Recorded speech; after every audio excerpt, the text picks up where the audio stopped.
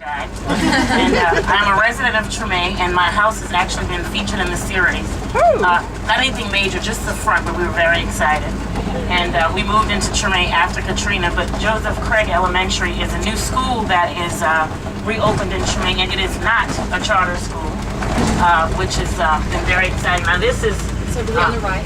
Jerome Smith. Also, many of you may have heard of our community activist, also known as Big Duck, which operates the community center that's to your left, or to your right if you're sitting that way. And this is Joseph Craig Elementary School, which was completely renovated after Katrina and has become a state-of-the-art facility with computers and access to the kids, where it really encourages learning and participation in education, hands-on.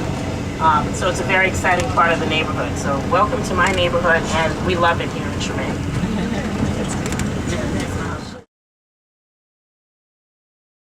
Electricity to the school, and those were provided through a partnership with Entergy and Nike. Actually, over to our left is Armstrong Park, which I'm sure you have all heard of, Congo Square, which is where the slaves were bought and sold, I guess in the 1700s or whatnot. And Treme became a area that was first taken over by the first free people of color.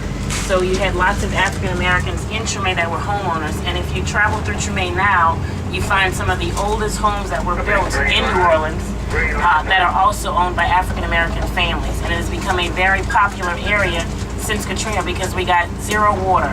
The home that I resided in Gentilly got over 7 feet, and then I went to my apartments in Treme, and the flowers were still in the trees and the birds were still singing, so it was quite eerie. But and actually I live on this street right down there on Governor Nichols, and it's across from St. Augustine Catholic Church, which is also the oldest African American church in the United States.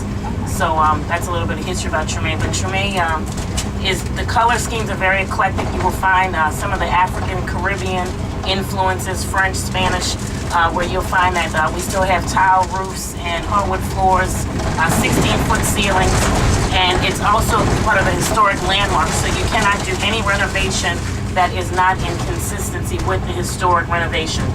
So, which is good, because if people move in, they have to keep the character of the neighborhood, which is very important here in New Orleans.